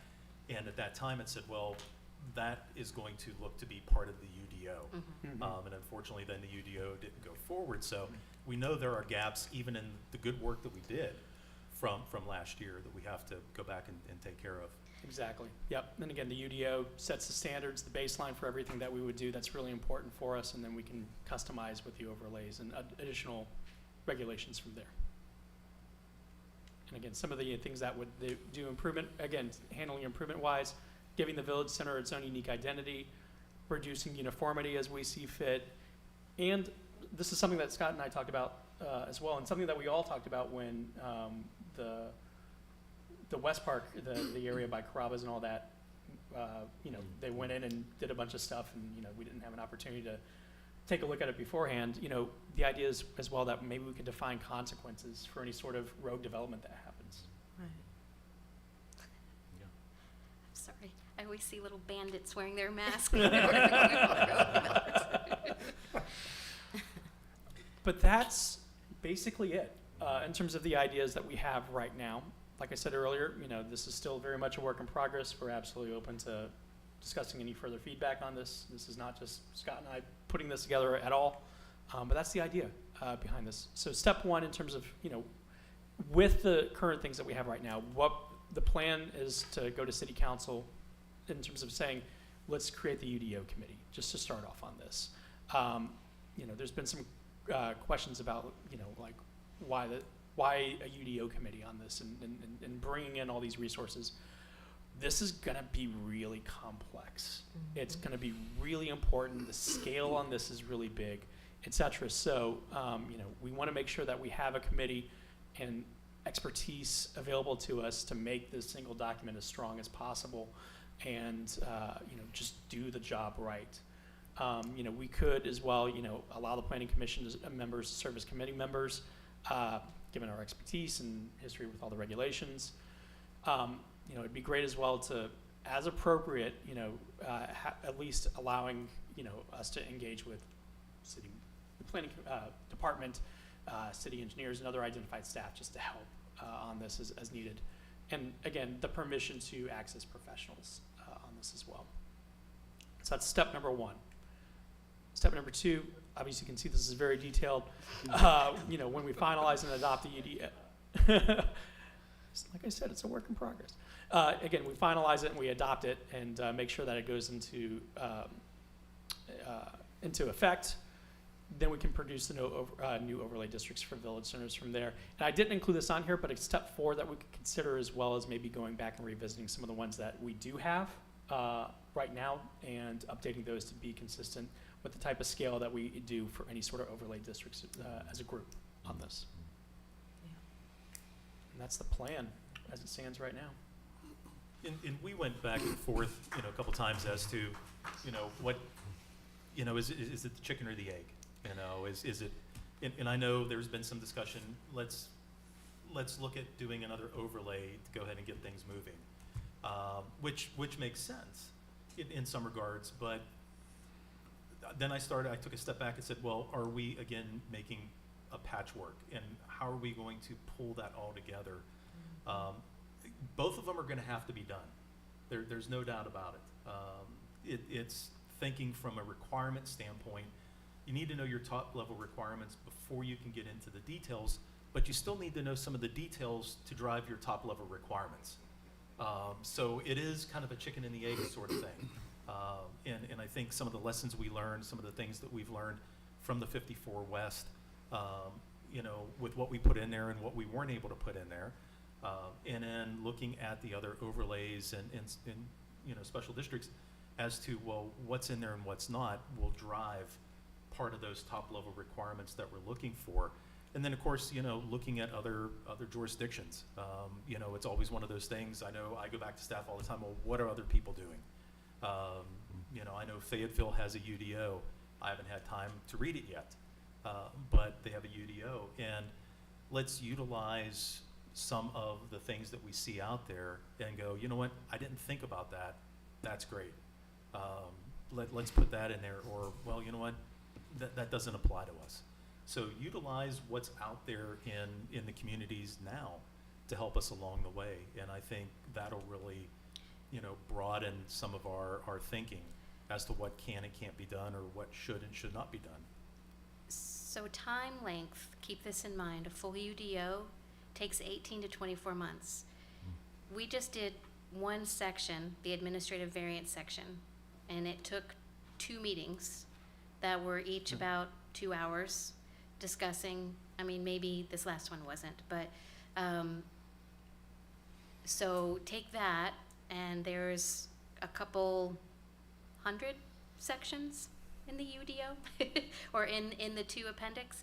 So, it's potentially an intense process, which is why it gets stretched out, so that you don't kill too many brain cells all at once. Yeah. Robin, excuse me, I'm sorry, go ahead. I was going to say, we know what we're recommending is hard, it's complex, it's going to take a long amount of time.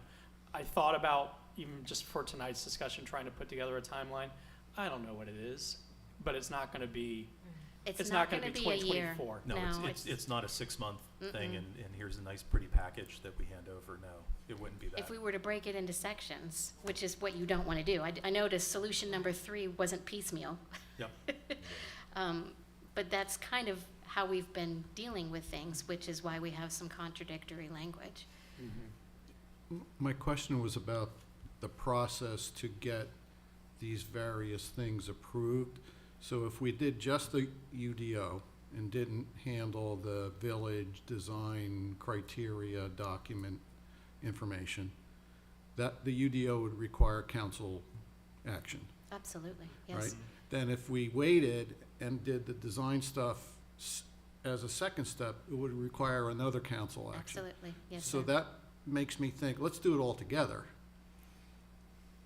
Is that even possible? to cut down Um, on the time. It's scale, because the UDO, Sure. If you were to try to do 5 different village centers as well as the UDO,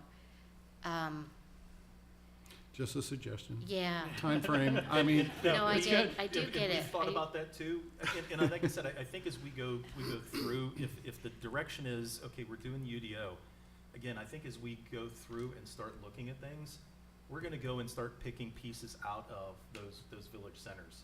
And we're gonna put that in a parking lot document or whatever we wanna call it, and say, we need to address this when we go back in. And along the way, we're almost building some of that as an offset of the big UDO. Ideally, I'd love to be able to do everything at once. I mean, it would be nice to have it because there's so many interdependence and dependencies Yeah. and everything that's gonna go back and forth between that.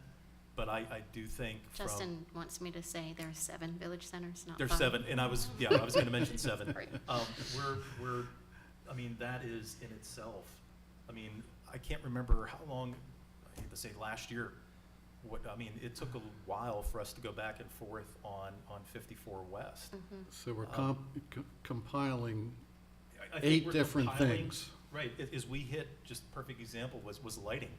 I mean, we called out specific manufacturers' Mhm. lighting, and they don't exist anymore. They just don't Yeah, exist, it and that's has what to was be called more out, so it generic. was like, okay, well, we want something that's gonna be X number of, wasn't candles, it was Right. whatever it be. You wanna regulate the result, Yeah, not the tool itself. and left it open in saying, okay, canopies, we want it to be this, and we left open X type of materials Mhm. that it could be, instead of saying, well, it has to be 1800 denier canvas, and it has to be, it's going to be a this type of material, or this type, just general. So I think as we look at that, we're gonna pick things out. I think what you're gonna find too is, once you start getting down to the grain of a specific village center and not a generic, you're gonna be able to address unique opportunities and challenges of that village center. Right. The Braylon Village Center has fantastic path access. How can we enhance that or improve that or really build on that? Whereas Kedron, maybe that's an opportunity for improvement. So I think that's why you sort of pull them out a little bit, is because UDO is very generic, and then the specifics are more detail oriented. Is that, That makes complete sense. It was just thinking Yeah. about It was a good, timeframe. it was a good question. You though. know, I I'd think love to be able to do yeah, that. yeah. Yeah. So I'm on board with this. I think it's a great idea. I'd be happy to be involved.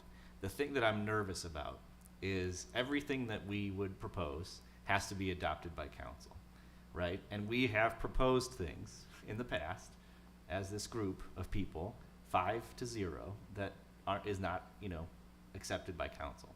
Mhm. So, is there a possibility that we not only do this amongst ourselves, but also include maybe 1 or 2 council members? So they can be attendees, but they can't be voting members Of committees? of committees, right? They also, that's why the public is so important. The public involvement is so important, because they're elected to represent that public. And I'm I looking at, was- I'm sorry, go ahead. I was going to say, I would love for city council to be vocal throughout, if they approve this and then we start going down the road. I would like, Yeah. I would like Yeah. them to be a sounding board, that if we're getting into an area where, okay, well, what do we want to do with this? You know, because I think a lot of it is going to be fairly straightforward.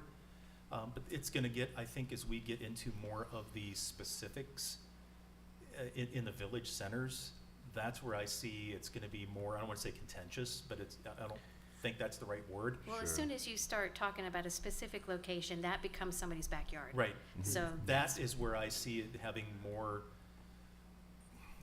more, people are going to get more and more involved in that. There's more You know, debating. There's more debate, it's personal more so, like you said, at that point in time, but looking to say, hey, UDO, we're going to have, it's LED lighting, it's whatever. Now, when we get into the village centers, then we say, hey, we want it more of contemporary, we want it more of classical, we want it more of, and this, that's when you start getting into some of that. But I would hope that from an overall umbrella standpoint, from that standpoint, I would look at council as hopefully supporting that from that standpoint of trying to pull this all in together to make something that's very complex for everyone as simple as we possibly can. And even it being simple, it's still not simple. So, This is gonna take a long time. yeah.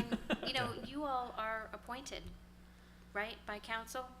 So there is no reason that you can't have conversations on a regular basis with, you're also residents, so there's no reason, reach out to your council folks, that's what they're for. As they're going through the process, as you're going through the process and they're starting to get some heartburn or they're starting to hear some things, that's, definitely part of that process is that communication with you guys. And it's, ultimately it's council's decision as to what we do or don't do. That's really what it comes down to. But what I always hope for is that two-way conversation as to, well, I don't like this, well, why? Or we wanted to do this, or we'd like to do this, and this is why. That we have a really good understanding as to what direction, either or yay or nay, that we need to go. And there may be things that council knows, and there are things that are going on that we don't have that knowledge of. And it may be, well, we can't do that, and this is why we can't do it. Okay, well, that's fine. We'll go in a different direction, or we'll do something else. Same thing. We'd really like to. We've had a lot of groundswell that people really would like to see this, and we would hope that the council would say, well, you know what, that may be not a bad idea. We can get behind that and go with it. So it's going to be a lot of two-way conversation, not only among the people on there, but the people, the citizens, subject matter experts, giving their input into it, saying, hey, we would like to do this. Well, you know what, that's not the way to do it. This is the way to do it, and this is how it has to be because. So it's going to be a lot of discussion. Well, I think the first step is getting the money approved. For the consultant. For anything. If that's the direction that they want to go. I think it sounds to me like you all want to present a reason or a case to move forward with a UDO. Am I hearing that? And the scale and scope of that UDO, we're still going to look at, right? Because it sounded like you wanted some specific instances of conflicts of, Right. you would, right? Right. Do you want that for that meeting? Yes. Okay. So, so over the next 2 weeks before your next meeting, we'll compile those and talk about that at your next meeting. The budget has been done and adopted. It does not include money for a UDO. It does include money for a growth boundary / annexation study. And there's always, well, I don't actually know. I don't have a magic wand for pots of money. But because the budget has already been adopted, we'll need to make a strong case for reallocating money and or finding it from somewhere Are there else. any opportunities for grants for anything like this?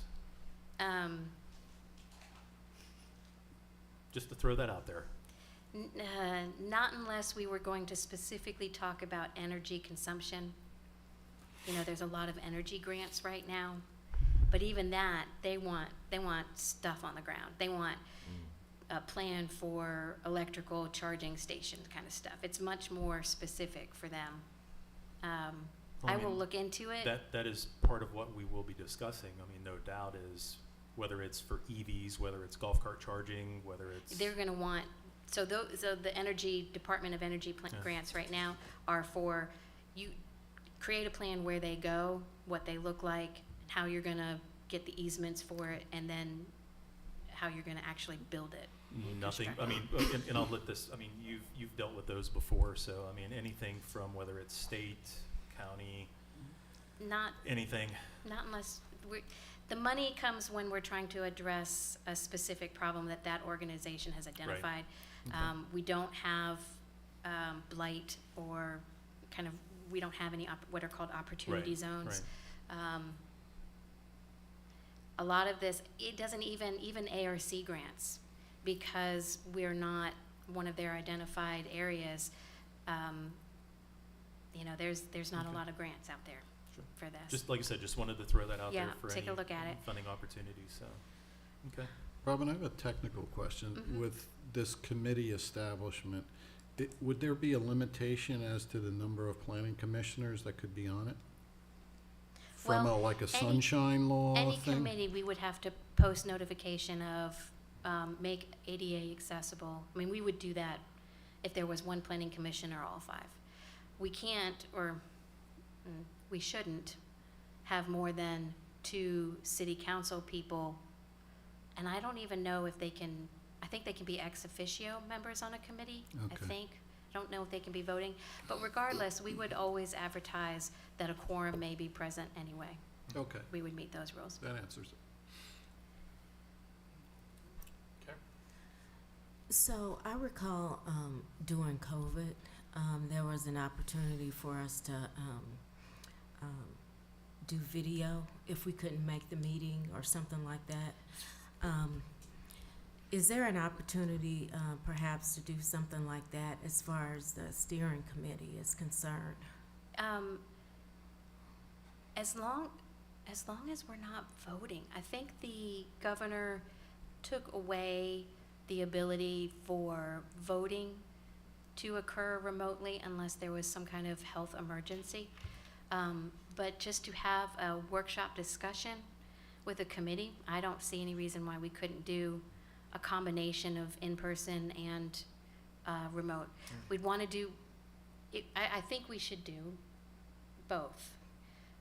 Not only for the committee members, but also for the general public to want to be as transparent as possible.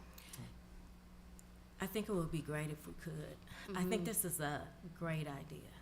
I really do. I think it's a great idea, and I would really like to participate. I travel somewhat for work, you know, and that's the only reason I Sure. asked. But I think it will be a great opportunity for the public as well to be able to participate if they couldn't physically come. And I think that's important to understand that, you know, we all have jobs, we all have things, we have lives. But I think it's really, like I said, it's really exciting to see, you know, the community and people come together to say, hey, let's do this. Because it seems like there's so much that doesn't happen like that, so Another I thing think it's to really think important. about is the city council just changed a little bit about their meeting organization and when they're gonna happen and topics, like a workshop versus a voting. There's nothing to say that we couldn't do that for the planning commission. We could have one standard planning commission meeting a month. Let's say the first one is always the planning commission meeting, and then the second one is always the workshop / UDO, or whatever it may be. Should the UDO Something to think about, get yeah, get if we're able approved, to do something like to that, be yeah. respectful of everybody's time, because I know finding volunteers is very difficult. Finding volunteers to show up consistently Yes. is even more difficult. That is true. Well, Kenneth, thank you for all the work that you put in. I personally appreciate it. Thank you very much. No problem. Glad to do it. Yeah, thank you so much.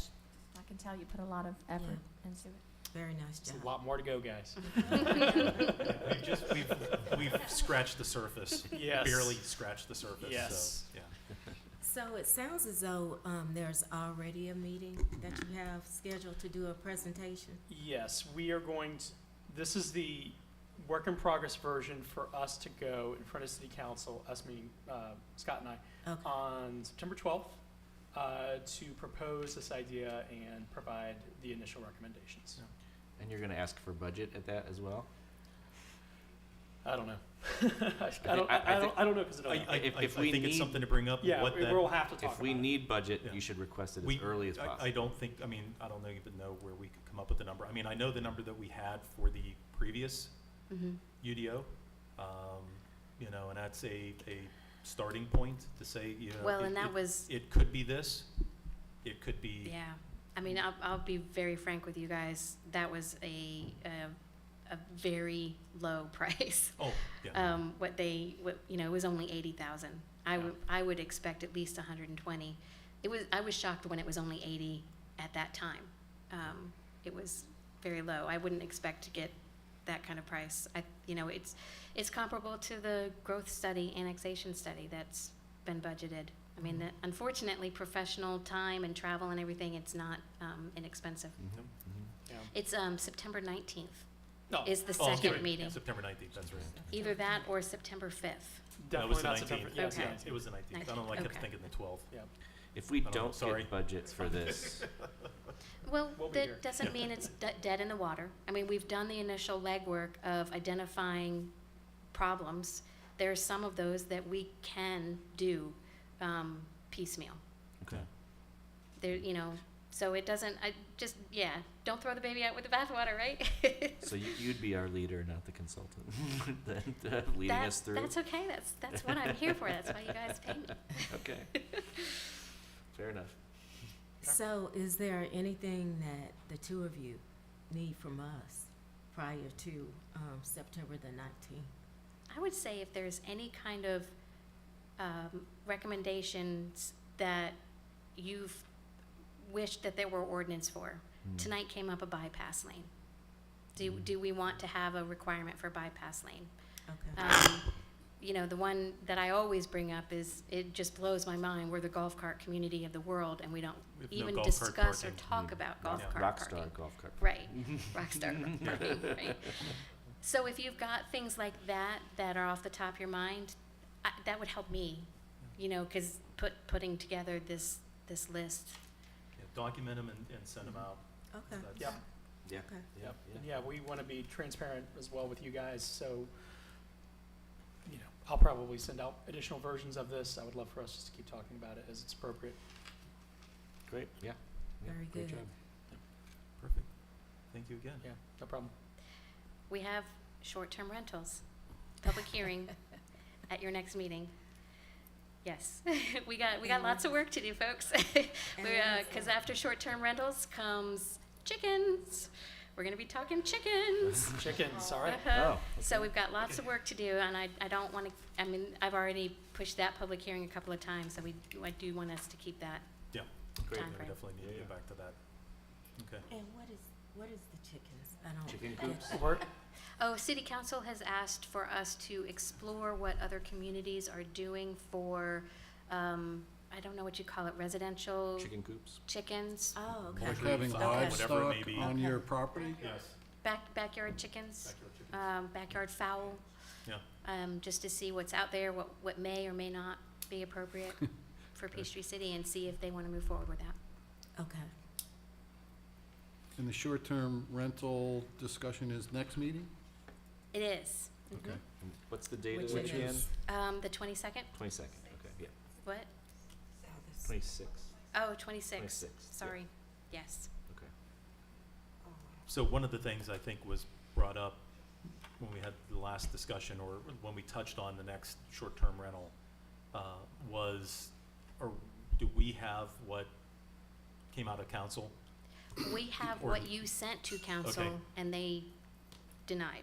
Just, So that's our starting point. okay, so we're Now, back to and I think- basically where we ended up at the Yeah, last, and I okay. think at our last discussion, it was more of, well, didn't we already talk about it? Why don't we just Start send from it there. back Correct. to them? Okay, But because it's a land use regulation, we have to go through Sure. this, two-step process.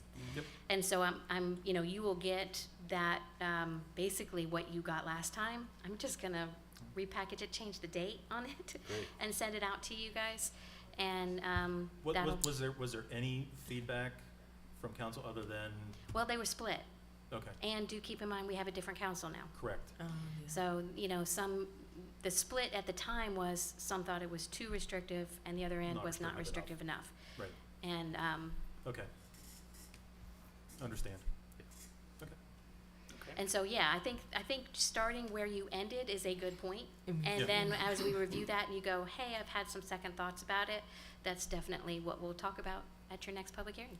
Okay. At your next meeting. Okay. Right. Anything else? Okay. Do we have a motion to adjourn?